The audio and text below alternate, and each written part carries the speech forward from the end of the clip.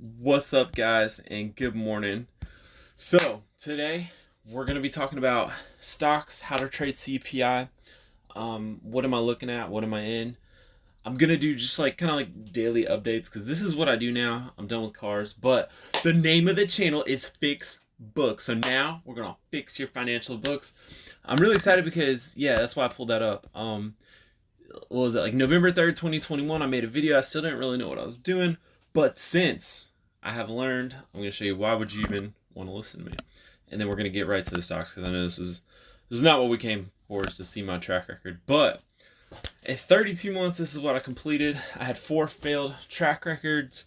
I had 3 successful track records, a continuation of the last track record for 6 months. And if you just look down through this little thing, you'll see I day traded stocks, returned 10% a month. That was one of the successful ones, but that was way too hard. I didn't want to do that. 19 months in, I had a 60-day selling naked options track record, 4% a month. I was like, that's not enough money. And then 26 months in, we found the golden record of trading that we use today, which is 10% a month, selling option spreads. And then you can see the last 6 months all the way. Boom. In the bottom corner, I had a compounded return over the last 6 months of 91%. What's cool about that is it was not any one particular trade. This is literally lots of trades. And you can see the monthly, it's pretty consistent. 10%, 9%, 8%, 20%, 8%, 14%. So I now can actually show you, and I know what I'm talking about a little bit. And any business, it takes 5 years to become proficient. I'm now about 3 years in, almost 32 months, 33 months or so in. So with all that said, let's go ahead and get started. So what are we looking at? Today is CPI day, and wow, look at the S&P, SPY. Whenever I refer to S&P, it's like SPY because that's the one everybody does. I'm banging on my desk. So it's been a wild day for S&P. It looks like we ran up, ran down. I am like a kind of like a perma bear. I like to think of myself as like perma neutral, but the current sentiment of the market, the current macro, not the sentiment, is it looks like we are going down because you have a increased Fed rate. The Fed, Mr. Jerome's like, we're gonna sit at 5 and hold. Then the bond market's like, oh, we disagree, but Jerome is still saying we're gonna sit and hold. The Deutsche Bank, they said, like back in December, November, they said quarter one we're gonna be like 425,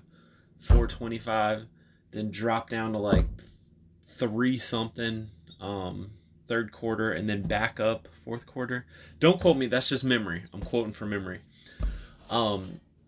So yeah, we can, I always say drink the Kool-Aid when you got to. If you know the macro, you can't have businesses that are heavily dependent upon credit and then you raise the credit rate and everything's fine. Something will crash.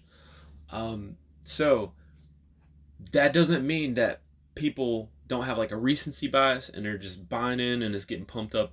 That will happen. So you need to just read the charts and let's go with the charts and drink the Kool-Aid when we need to drink the Kool-Aid. And then when we start to see stuff happening, then I just always trade in mind that we are headed down.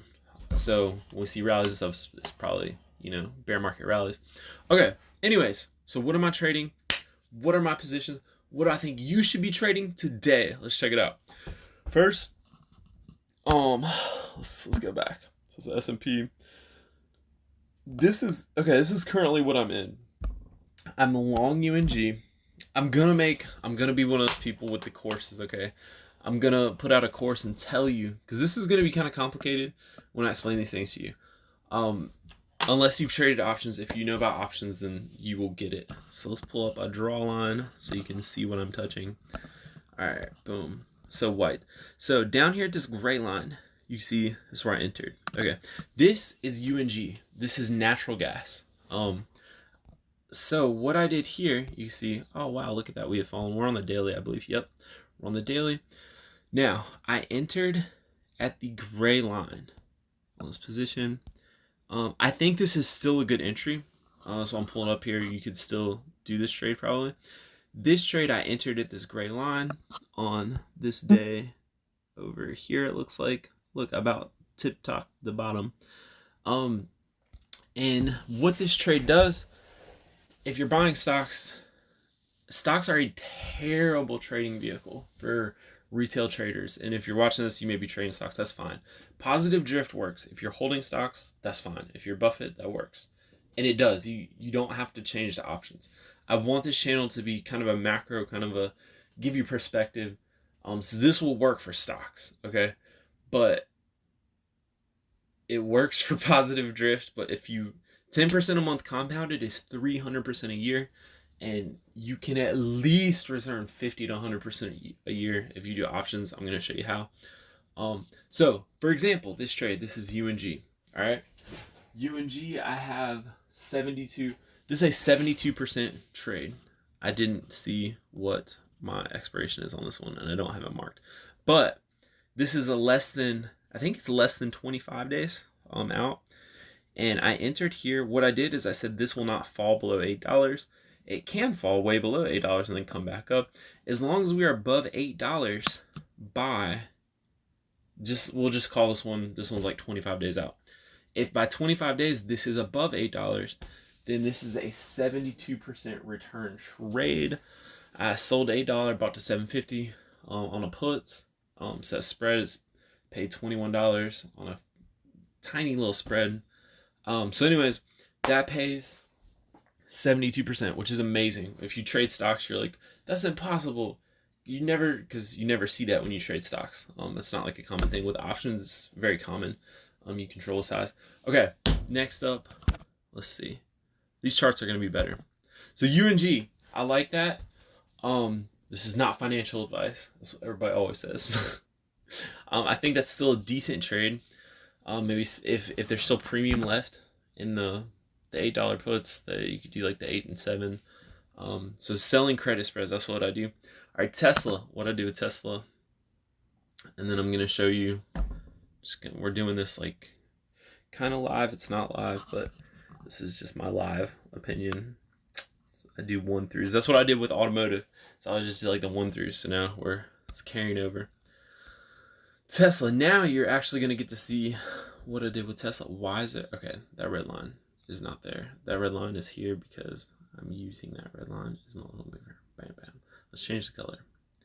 All right, so when you see a red line on my charts, what that means is you must not surpass this price, because if you do, then I'm in trouble. All right, so Tesla, what I did, you can see my entry point was right here. All right, this is my red line here. This thing is getting in the way. Boom. The red line is, so I'm bearish on Tesla. I'm bearish to neutral on Tesla.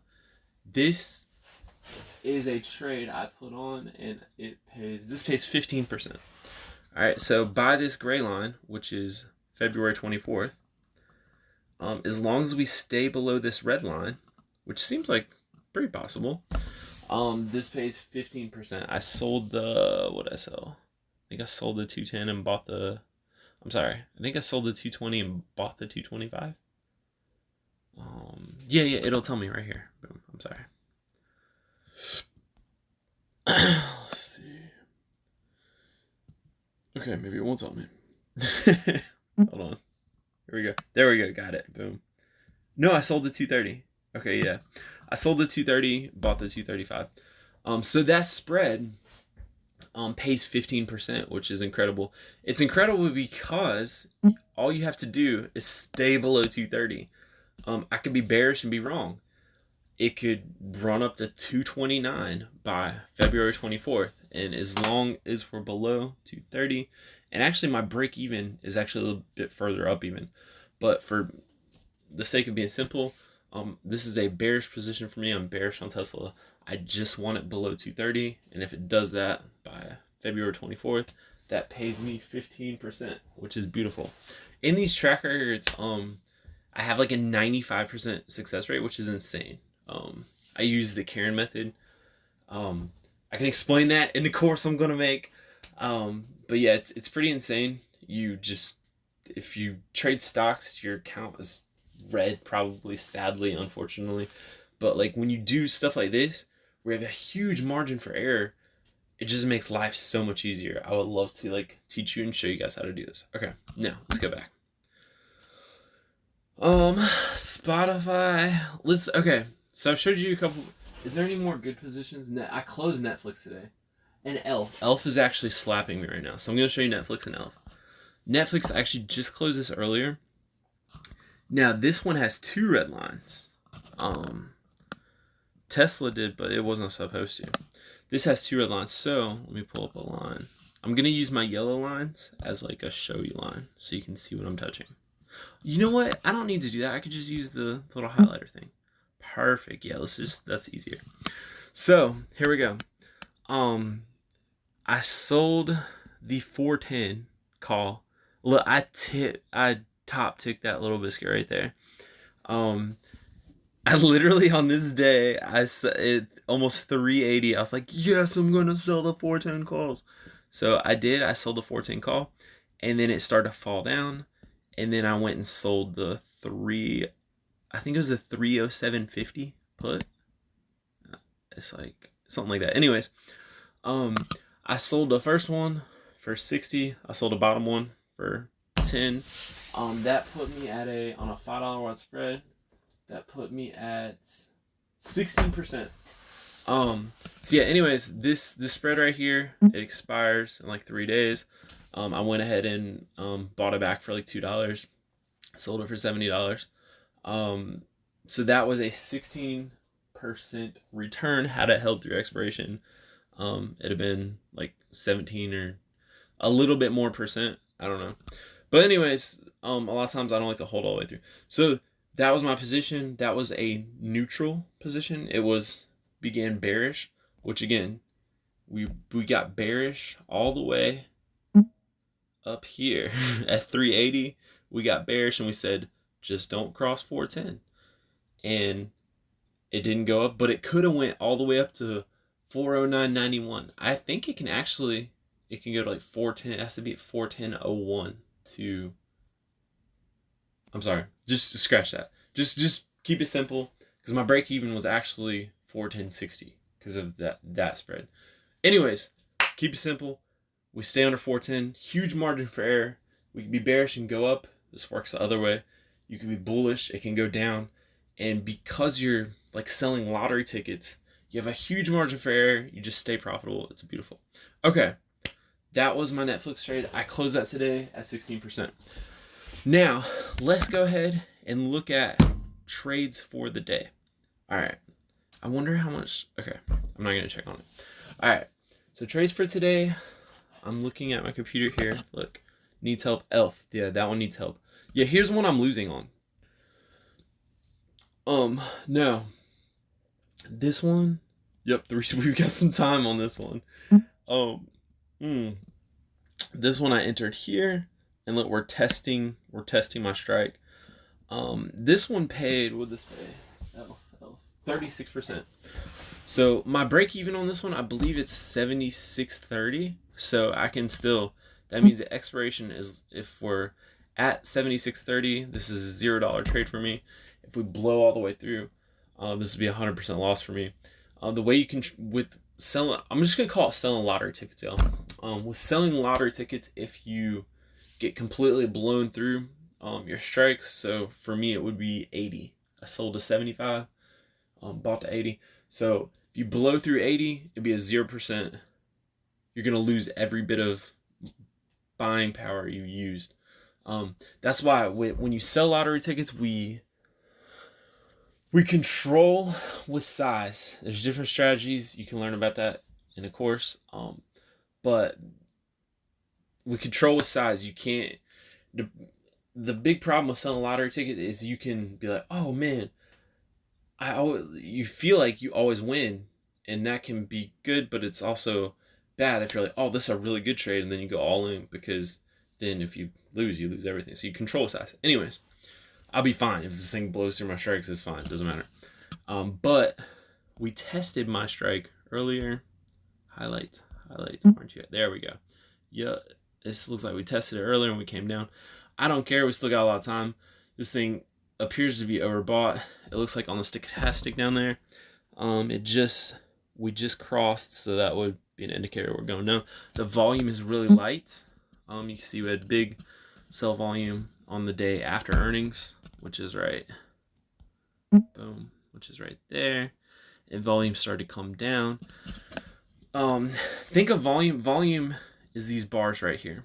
Think of volume as gas. Okay, if you have a fire going, you throw that big thing of gas on there, that's gonna push it.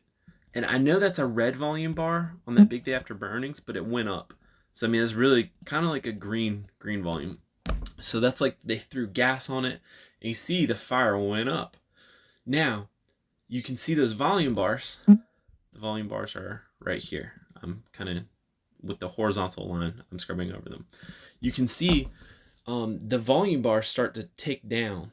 Okay, and that's like taking gas off the fire. So what we'd expect is you might see a big real red volume bar, and then that's like throwing water on the fire to bring it way down, or gas for a different fire turning it down. So we saw gas for up. I shorted it on the 1, 2, 3, 4. I probably shorted it on the 4th or 5th day. And yeah, and then it's starting to cool down. So I'm not really concerned about this. I had to be more aggressive because the premium wasn't very rich, but the PE on this thing is like nothing. I mean, not nothing. The PE, this is a beauty company, and the PE right now is 86.55, which is just incredibly overvalued. Just I was like, come on, it's a beauty company. It's freaking got an 86 PE. This thing's gonna die. So that was a 36% profit. It was pretty aggressive because you see how close I was to the action right here. So that's one I'm watching. I typically won't take 100% loss. If it really starts to work against me, I'll usually take a 50% loss. Even if it blew through both strikes, the strategy we use, you're fine if it blows through and breaks through because, okay, that's all I gotta say about it. Now, next up, trades for today. Here we are. We're at the segment where we're going to talk about what can you do today. So, this is a channel for stocks too. I'm not just talking about options. I'm giving you my macro opinion, which is not financial advice. I like UNG. I think you can go bullish on UNG. If you're trading stocks, I do not know what to tell you because you can always hope and hodl, and you can just get destroyed. But I would say bullish on UNG. It's beat down. I believe we're going to have a bit of a run. Let's see. What else we got? Tesla. I wouldn't touch Tesla.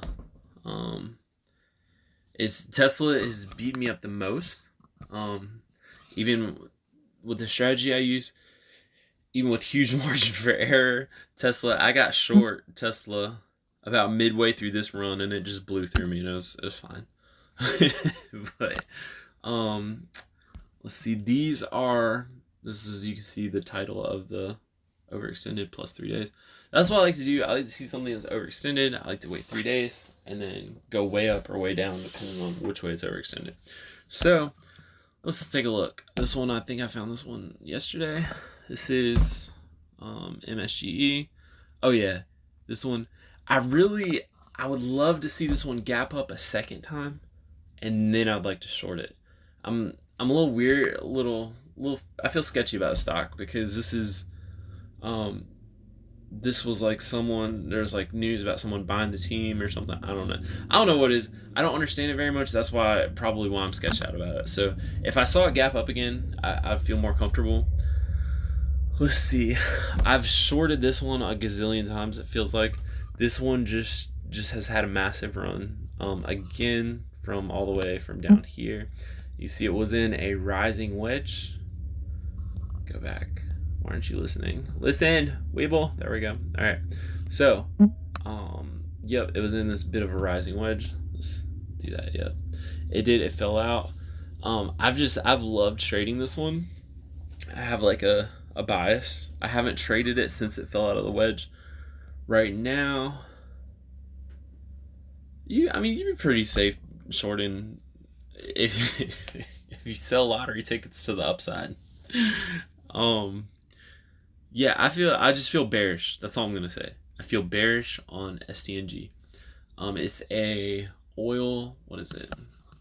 It's an oil company. It's a oil packaging company. They have like barrels, or no, I think they ship it. We'll just look at it. Okay, look. Okay, they do have earnings. Was that today? Let's see.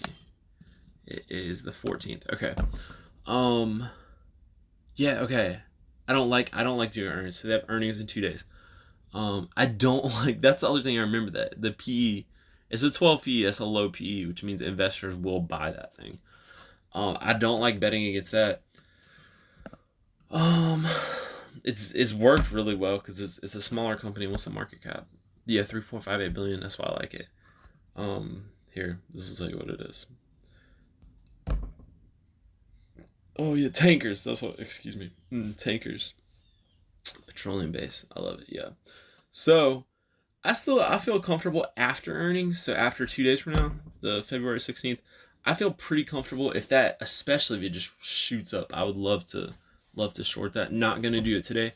That's one thing in the 32 months of doing this I have learned is right now, like 2 years ago, I'd have looked at this, or a year ago I'd have looked at this and been like, yes, short.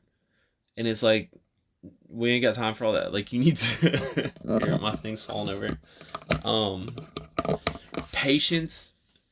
Warren Buffett said this. He said I don't even know what he said. He said something about the stock market is a vehicle for the patient to become wealthy. He said something along those lines.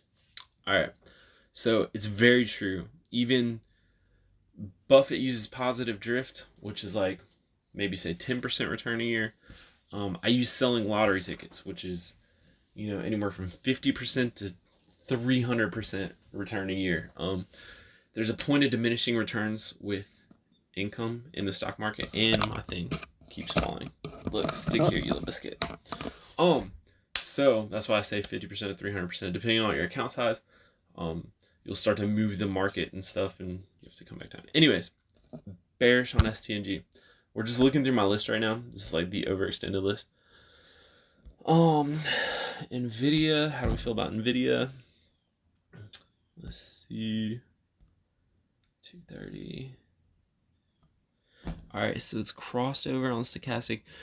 Also, CPI, guys, is really kind of like market earnings. So I don't like to play earnings because you just really don't know. People think like, oh, there's people with special knowledge. The institutions know, and the politicians know. Really, I don't think anybody knows. Y'all comment and disagree with me. Make make fights. Make like contention so we get more views. Yes. But yeah, I really think that people don't know much.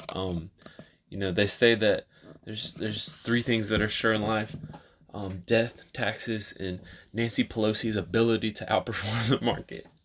I mean, I kind of think that's funny, and sure, it's true. I mean, sure, like politicians, if they put something in, they know something's about to happen, then yes, they do have a little bit of an advantage. But for the most part, I think people don't really know what's happening in the market. All right, enough about that. Let's see what else we got here. Nvidia, I feel bearish on Nvidia. Webull has these little indicators. Look, nobody needs technical analysis. We got Webull's indicator. This blue little, this red little square thing here. By the way, guys, Webull.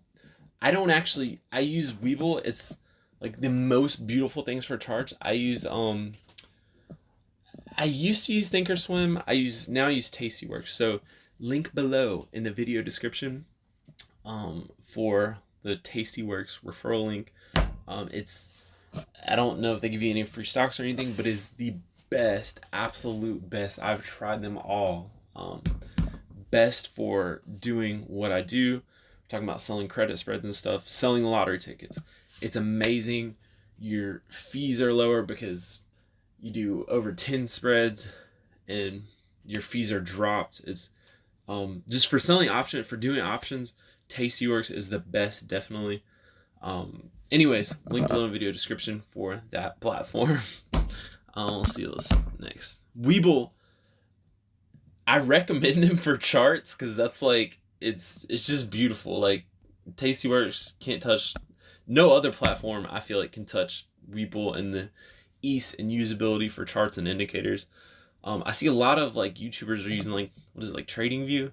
I don't like it. It's like you have to open it in the browser, and I mean it's okay. It's good. It's got a lot. I love Webull for charts. Anyways, moving on.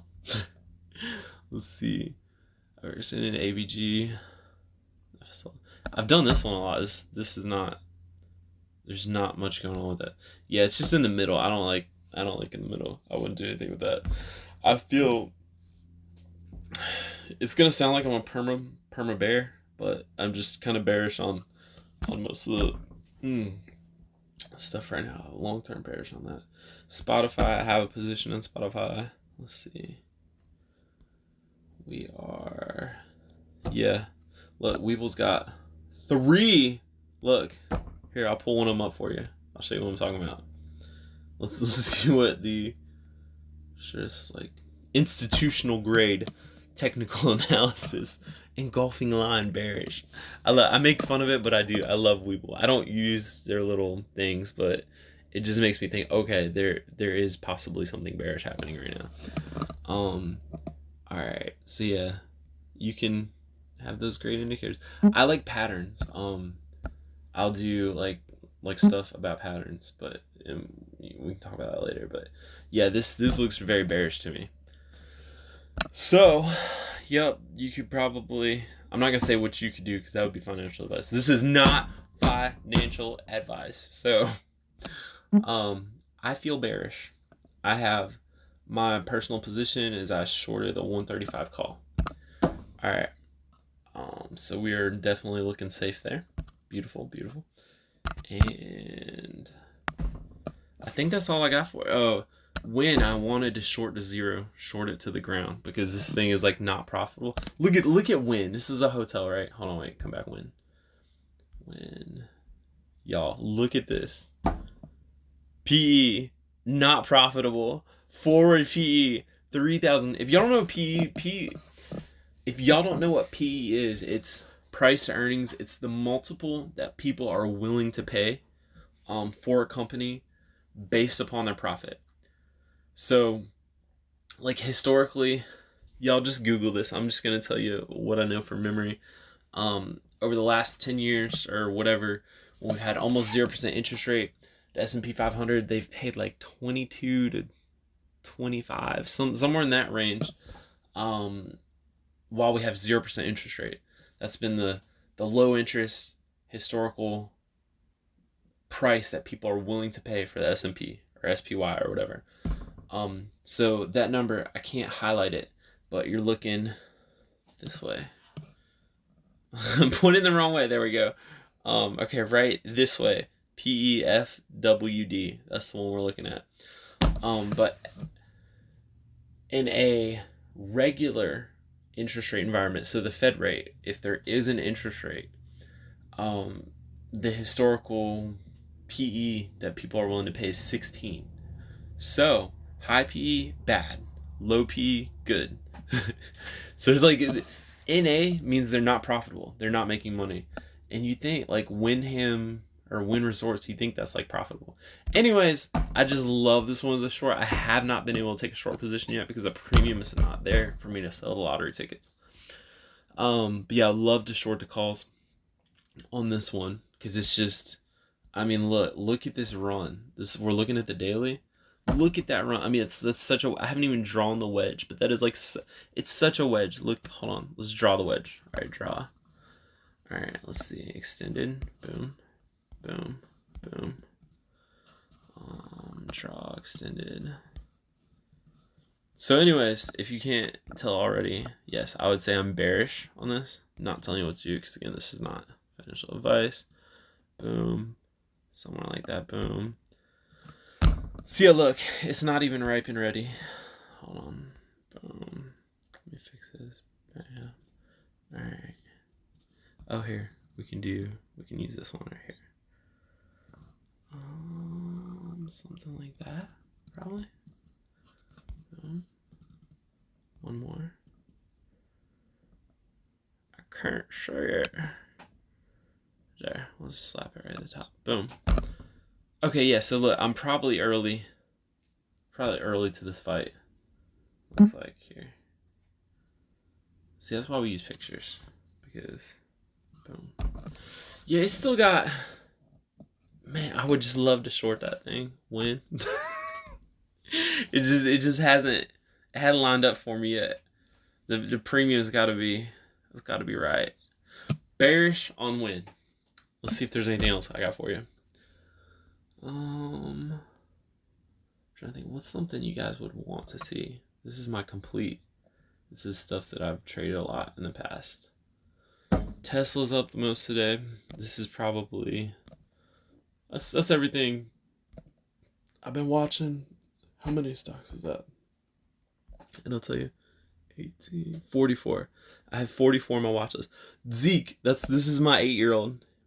I'll tell you all a funny story. So my 8-year-old, my 8-year-old, and 5 friends, we have like a paper trading competition. Paper trading, I recommend Thinkorswim. He's in 2nd place, guys. This is incredible. But this is his watch list because it's just things he knows. Okay, moving on. And then I'm like running late for something. I have to leave. This is probably a long video. These are my watch lists, y'all. Needs help. Elf needs help.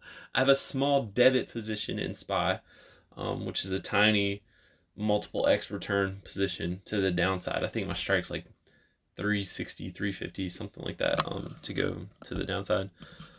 Elf is a real position. It's meaning it uses actual buying power. So that's my position. Okay. And then, yeah, watch. We're going through the watch. I'm trying to think if there's anything y'all be interested in. This is just like, this is not supposed to be like a special video. This is just a video that I'm gonna do. I'm trying to use like every day or whatever and show you what I'm interested in. Right now, it's CPI. You know, you'd want me to say, this is what you do for CPI. To me, CPI is like earnings. So I'm just waiting for the dust to settle. If stuff is up, if stuff is way down, I'm going to take a bullish or bearish. I'm just going to kind of do the contrarian thing. Also depending on my macro beliefs, which I believe we're going down. So I'd love to see a run up and then in the next day or two short something. Another little thing. I went over this earlier. If you see something, you know, say CPI comes out and today it just rips high. We don't short it today. We always, on a second, third, usually third day, you thought on day 1 it was the day. Wait 2 more days. That's how I want to end this video. Just wait 2 more days. So CPI, it's like earnings. I don't like earnings. I like to trade after the dust settles. So that's it. That will conclude today's first little video, what I think on the market. You kind of get to see my list. This is kind of just like an intro, like, hey, this is what we trade, this is what we do. And that's pretty much it. So guys, thank you for watching. I'm excited to do this stock thing. Links below in the video description. Thanks for watching. I'll see you next time. And then this is going to take me a second because I don't know how to end this. I think I click here. And 33 minutes. Oh, wow. Oh, wow. That was a long video. All right. Bye.